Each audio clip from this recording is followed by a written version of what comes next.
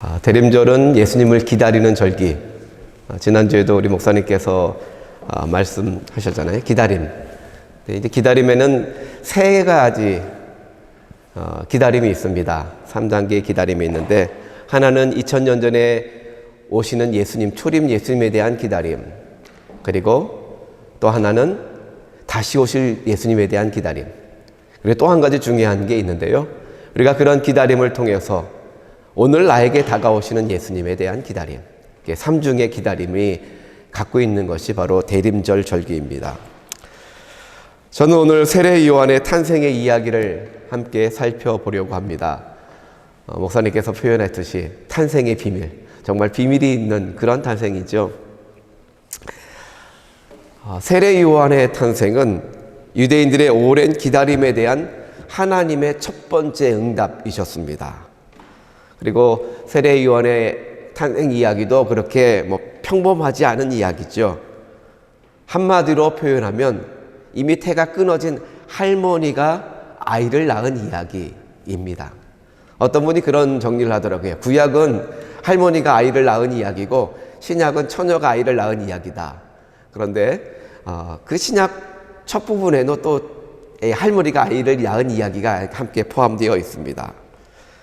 누가의 기록을 따르면 세례 요한에 있어서 아주 중요한 위치를 차지하고 있는 것이 바로 그의 부모님들이에요. 세례 요한이 위치적으로는 예수님의 앞뒤를 예비하는 존재이지만 이미 그가 갖고 있는 출생 자체만으로도 하나님께서 이 땅에 주시는 메시지가 있더라. 오늘 그것을 함께 살펴보려고 합니다. 오늘 본문의 이야기를 좀 길게 다 읽었는데요. 그 안에 스토리를 전부 우리가 한번 알고 있으면 좋을 것 같고 다 읽었습니다. 근데 이 이야기를 하나하나 넘어가는 장면의 전환들이 있는데 그것을 플롯이라고 표현하잖아요. 그 4개의 플롯이 있습니다. 그리고 각각 플롯에 따르는 저는 4개의 키워드로 한번 정리해서 생각해 보려고 합니다. 함께 나눌 첫 번째 키워드는 가짜 속의 진짜입니다.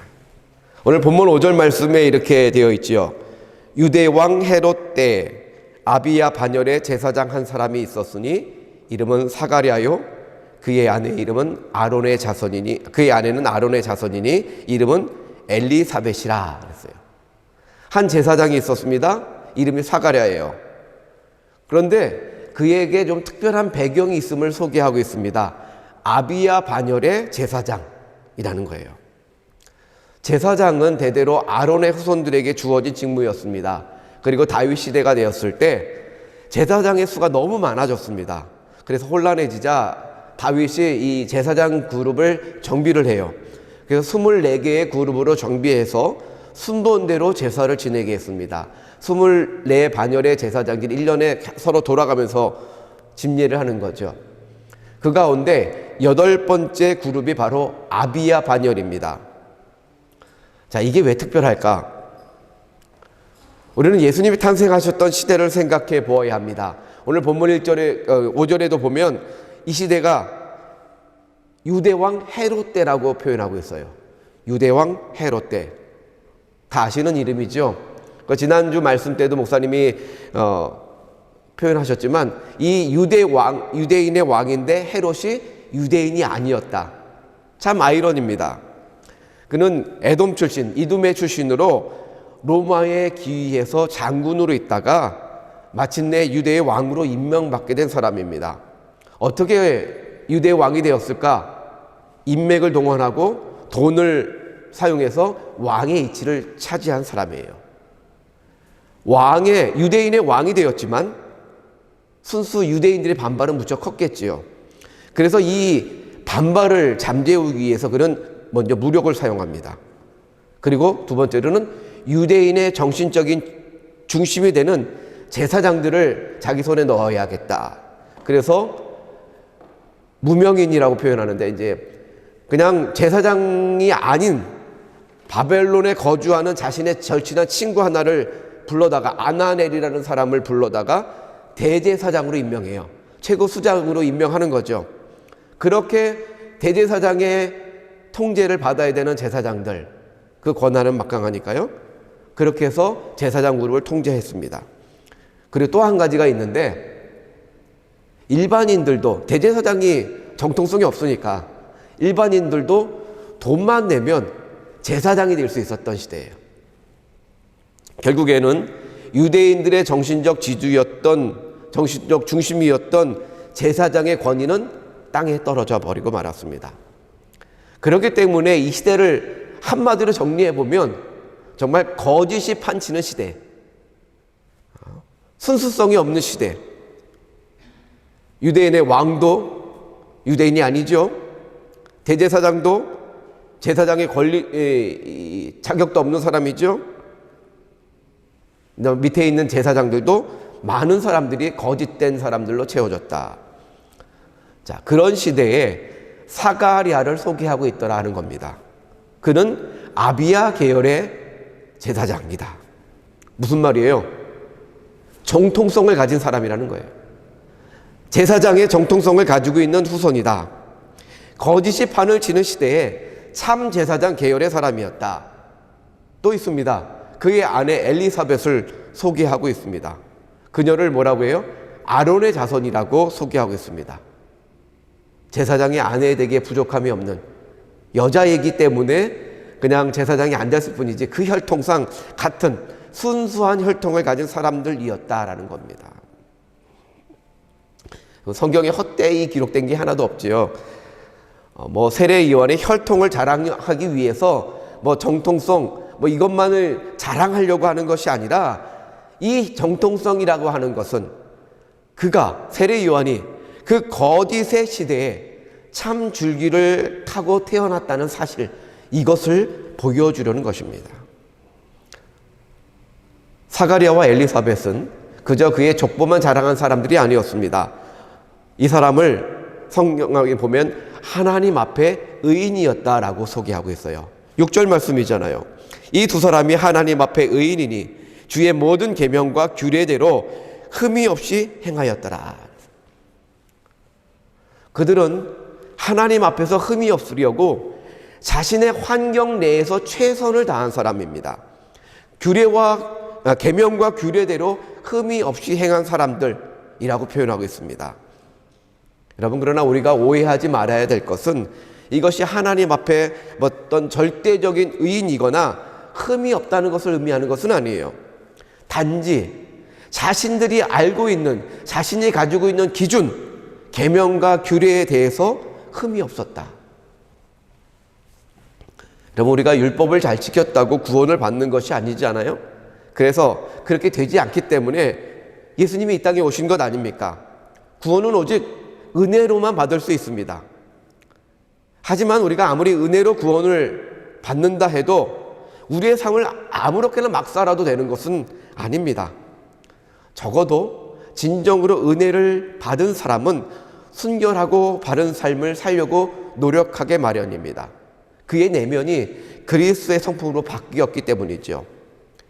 하나님을 신실하게 믿었던 사가랴와 엘리사벳, 그들은 적어도 자신들의 삶을 순결하게 지키려고 노력했던 사람들이다 하는 겁니다. 세례 요한은 이처럼 좋은 외적인 혈통과 또 내적인 순결성을 가진 부모님들에게서 나온 사람이었다라는 것을 보여줍니다. 자, 두 번째 키워드는 의인도 부족함이 있다라는 겁니다. 오늘 7절 말씀 보죠. 7절에 보면 엘리사벳이 잉태를 못함으로 그들에게 자식이 없고 두 사람의 나이가 많더라 그랬습니다. 이들 부부에게 한 가지 문제가 있었습니다. 그들의 나이가 들었지만 자식을 얻지 못한 겁니다. 유대인들에게 있어서 자녀는 축복의 상징입니다. 아무리 귀한 영적인 일을 감당하는 제사장이라고 해도 그들에겐 치명적인 약점이 있었던 것입니다. 그들의 그 아픈 마음을 어찌 이루다 말로 할 수 있겠어요? 오늘 이 시대에도 자녀를 갖지 못하면, 원하는 데 갖지 못하면 참 많은 상처가 되는데, 당신은 그것이 어떤 외적인 판단을 받는 시대였기 때문에 더 많은 아픔을 가지고 살아갔을 겁니다. 우리는 예수님을 잘 믿으면 축복을 받아서 다 잘 되어야 하고, 그리고 또 뭔가 부족함이 있으면 무슨 죄가 있는 것처럼 바라볼 때가 있습니다. 성경에도 그랬어요. 그래서 자식이 병에 걸리면 혹은 먼저 죽으면 평생 죄인으로 살아가자요. 또 가난하면 하나님의 은총 아래 있지 않은 것이라고 평가받기도 합니다. 한때는 어떤 무지한 설교자라고 저는 표현하고 싶은데요. 그런 설교자들이 가난을 저주라고 막 말합니다. 그래서 엘리사벳처럼 또 자녀가 없으면 무슨 죄를 지어서 그렇다고 막 그렇게 설교하는 정말 무지한 설교자들도 있었어요. 그런데 오늘 성경은 그렇지 않음을 보여줍니다. 아직 때가 되지 않았을 뿐입니다. 혹은 하나님의 다른 계획이 있으셨을 뿐입니다. 우리에게 일어나는 수많은 이해할 수 없는 일들이 모두가 다 우리의 허물과 우리의 죄로 인한 것이 아닙니다. 우리가 저주를 받아서 그런 것도 아닙니다. 때로 우리의 실수와 허물이 문제를 가져오기도 하지요. 우리의 게으름이 가난을 가져오기도 하지만 그러나 그런 결과가 반드시 하나님의 축복이 없어서 그런 것은 아니라는 것입니다. 때로는 세상이 불의해요. 그래서 그 불의한 시대에 올바로 살려고 하면, 정직하게 살려고 하면 오히려 어려움을 당할 수도 있습니다. 그리고 우리가 살아가는 이 시대는요, 늘 고난이 우리 곁에 있습니다. 우리의 연약함은 늘 문제를 만날 수밖에 없습니다. 그러므로 우리가 인생을 살면서 성경을 읽으면서 묵상하면서 얻게 되는 지혜는 이것입니다. 문제 없는 자가 복 받은 자가 아니고 문제를 만나도 그 문제를 하나님께 가지고 나아갈 수 있는 자가 참으로 복 받은 사람이다.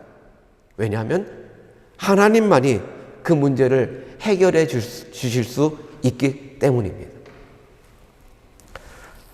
세 번째 키워드는 예언과 불신입니다.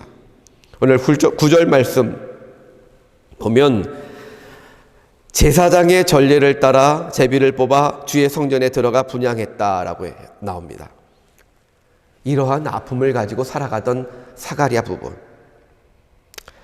그래도 하나님 앞에 의를 지키며 성실히 살던 이 사가랴, 드디어 성소에 들어가서 진미할 순서를 얻었습니다.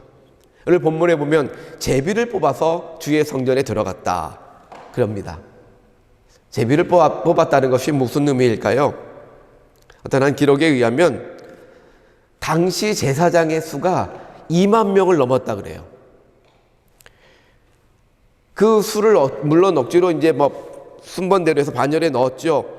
24로 나누면 각 반열에 속한 제사장의 수가 약 850명 정도 됩니다.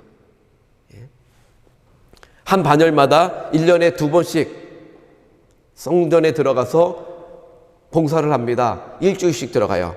한 사람씩 들어갑니다. 그러니까 1년에 한 반열에 2사람만 봉사할 수 있기 때문에 850명 중에 2사람만 들어가는 거예요. 모두가 다 1년에 성소에서 한 번씩 봉사하기 위해서는 대략 얼마가 필요할까요? 400명이 넘게 필요한 거예요. 그 한 반열의 사람이. 그런데 나이 든 사람도 있고 젊은 사람도 있고 계속 바뀌겠죠. 그래서 이러한 모순을 해결하기 위해서 이번엔 누가 성전에서 봉사해야 할까? 제비를 뽑아서 들어갔다는 거예요. 그리고 아비야 반열의 제사 순서가 되었을 때 사가랴가 제비를 뽑았고요. 드디어 성소에 들어갈 기회를 얻게 된 겁니다. 그렇게 해서 분향하러 들어갔다 하는 말이에요. 그는 성소에 들어갔습니다. 하나님 앞에 제사를 지내고 분향을 합니다. 그때 천사를 만납니다. 천사가 그에게 아들을 주실 것이라고 하는 예언을 합니다. 그리고 그 아들은 그에게 기쁨일 뿐만 아니라 온 인류의 기쁨이 될 것이라고 14절에 말하죠. 아들의 역할에 대해서도 소개를 해주십니다. 16절에 보면 그는 이스라엘 자손을 하나님께로 많이 돌아오게 할 자라고 합니다. 또 17절에 보면 엘리야의 심령과 마음으로 주 앞에 앞서가서 아버지의 마음을 자식에게 거스리는 자를 의인의 슬기에 돌아오게 하고 주를 위하여 세운 백성을 준비하리라고 역할을 말합니다. 엘리야가 누굽니까? 모든 사람이 다 하나님을 떠난 시대, 믿음을 지키며 하나님의 놀라운 능력을 선포하며 보여주었던 사람입니다. 그래서 엘리야, 그의 존재는 이스라엘 사람에게는 예언자의 대명사예요. 오직 예언자 하면 엘리야라고 생각을 합니다. 그렇게 위대한 예언자로 각인되어 있는 사람입니다. 그런데 이제 태어날 요한이 그 엘리야의 심령과 능력으로 주님의 앞길을 예비할 사람이라고 알려주시는 겁니다. 그를 통해서 하나님의 마음을 보여주고자 하신 것입니다. 책망하고 벌을 내리시는 하나님이 아니라 아버지의 안타까운 마음으로 그들을 돌이키게 하고 죄에서 돌아오게 하는 것이 요한을 통해 이루시는 하나님의 마음이었다 하는 겁니다. 유대인들이 그토록 기다리던 회복의 때가 거의 가까이 다가온 듯한 약속의 선포였습니다. 여러분, 얼마나 감사하고 감격적인 일입니까? 자기에게도 기쁨이에요. 아기를 못 낳았는데 아이를 낳고 그 아이가 정말 민족의 그 아픔을 치유할 만한 그러한 사람이라는 겁니다. 자, 그런데 사가랴의 반응이 어땠습니까? 사가랴의 반응, 그는 그것을 듣고도 자신의 한계에만 관심을 합니다. 오늘 18절 말씀이잖아요. 사가랴가 천사에게 이르되 내가 이것을 어떻게 알리요? 내가 늙고 아내도 나이가 많으니이다 라고 해요.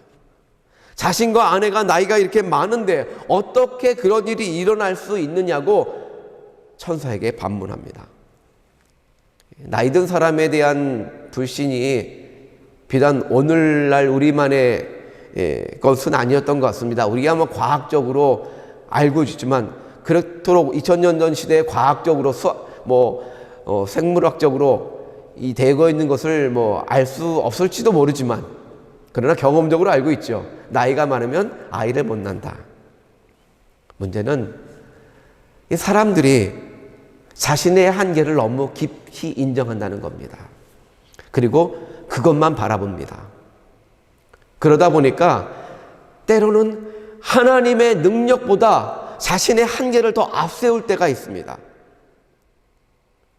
사가랴뿐만 아니라 우리 모든 사람들이 그렇다는 겁니다. 그래서 그런 패배의식은요, 사람의 능력을 제한하죠. 물론 우리가 계속 실패를 반복하면 더 이상 뭔가를 할 자신을 잃어버립니다. 절망해버립니다. 그런 것을 절망이라고 부르는 거예요. 사가랴에게 있었던 절망, 내가 이제까지 이 나이가 되도록 아이를 못 가졌는데 무슨 아이를 낳겠습니까? 우리가 잘 알고 있는 비유가 있죠. 이 벼룩 크기가 눈에 보일락말락합니다. 2mm에서 4mm 정도 되는 벼룩, 자신의 몸의 100배 이상을 뛸 수 있다 그래요. 사람으로 치면 350m를 점프하는 거예요. 그런데 그의 최고 높이는 18cm죠. 자기가 24mm니까. 그 벼룩을 10cm 되는 비거에 넣어놓고 뚜껑을 닫아놓으면 벼룩이 뛰어오르다가 부딪히잖아요. 그러면 이제 나중에 뚜껑을 열어놔도 딱 그 높이밖에 못 뛴다는 겁니다. 내 계산과 내 능력으로, 내 존재와 내 수준으로는 절대 못 감당할 것 같지만 하나님이 쓰시고자 하면 능히 쓰임받을 수 있습니다. 그러므로 중요한 것은 나의 능력을 믿는 것이 아니고 우리를 사용하실 하나님을 믿는 것이 중요합니다. 자, 네 번째 키워드는 벙어리와 침묵입니다. 22절 말씀 보면 그가 나와서 그들에게 말을 못하니 백성들이 그가 성전 안에서 환상을 본 줄 알았더라. 그가 몸짓으로 뜻을 표시하며 그냥 말 못하는 대로 있더니 그랬습니다. 결국 천사의 말을 믿지 못한 사가랴는 말을 하지 못하고 잠시 벙어리가 됩니다. 성경에 보면, 우리가 성경을 읽다 보면 하나님께서 직접 혹은 예수님을 통해서 예언자를 통해서 다양하게 직접 말씀의 계시를 하실 때가 있고요. 그런 말씀을 우리가 읽지만 또 많은 상징들, 우리는 신학적으로 그림 언어라는 표현을 씁니다. 상징하니까 이상하게 생각하는데 그림 언어로도 말씀하십니다. 자, 불신으로 말을 잃은 사가랴의 모습, 이것이 비단 그 개인의 모습만이 아니라 당시 유대인들의 모습이었다는 겁니다. 하나님의 말씀을 믿지 못하고 불신앙했던 결과로 그들은 나라를 잃어버렸고 하나님의 말씀을 듣지 못한 채 450년이 흘렀습니다. 역사가들은 이 유대의 시기를 암흑기라고 불러요.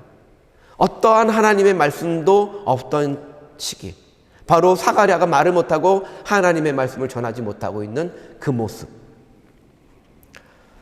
사가랴가 성소에서 나왔습니다. 밖에는 많은 백성들이 그가 나오기만을 기다리고 있었습니다. 여러분 생각해 보십시오. 그렇게 거짓 제사장들이 판치는 틈에서 정말 정통성 있는 제사장이 들어갔으니 사람들이 얼마나 많은 기대를 가지고 있었겠습니까? 사가랴가 나오자 그들은 하나님이 어떤 계시를 주셨는가 주목하여 봅니다. 그가 무슨 말씀을 혹시 주실까?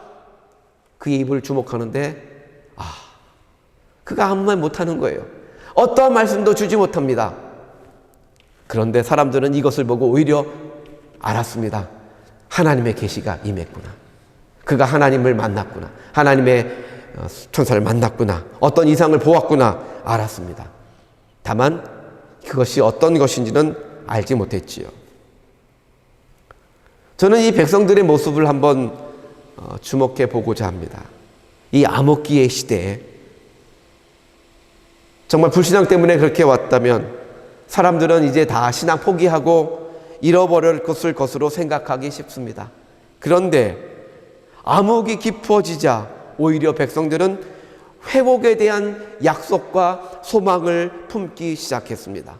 점점 더 기다림이 깊어지기 시작했습니다. 그들은 패배의식으로 아무것도 못하고 있었지만 반면에 메시아에 대한 기다림은 더욱더 절실해져 갔다는 것입니다. 그래서 그들은 사가랴가 성소에 들어갔을 때 밖에서 기도하고 있었지요.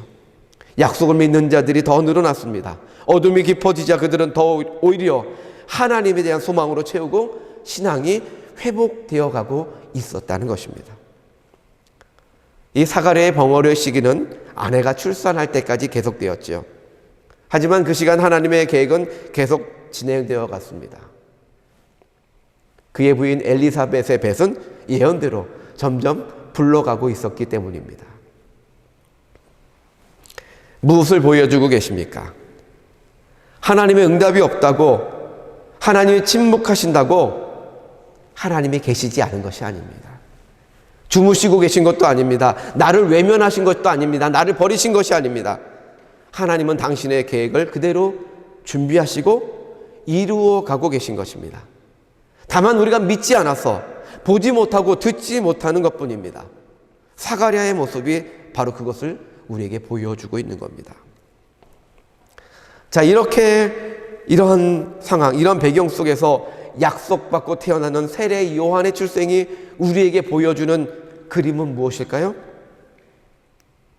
오직 한 가지입니다. 오늘 말씀의 제목처럼 어둠 속을 비추는 한 줄기 빛. 다 말라버린 메마른 광야에 한 메마른 나무에서 싹이 돋아나는 모습입니다. 온갖 거짓과 혼란 속에, 억압과 좌절과 고통 속에 하나님이 주시는 회복의 약속입니다. 아무것도 들을 수 없었던 시기에 가만히 흘러가는 하나님의 계획을 보여주는 오늘 말씀입니다. 그들은 나라를 잃은 지 700년이 되었고 역사를 잃은 지 450년을 넘은 시대입니다. 450년. 하나님의 어떠한 말씀도 듣지 못한 그들은 완전히 좌절한 사람들이었습니다. 하지만 그들은 한 가지 약속을 굳게 믿고 있었습니다.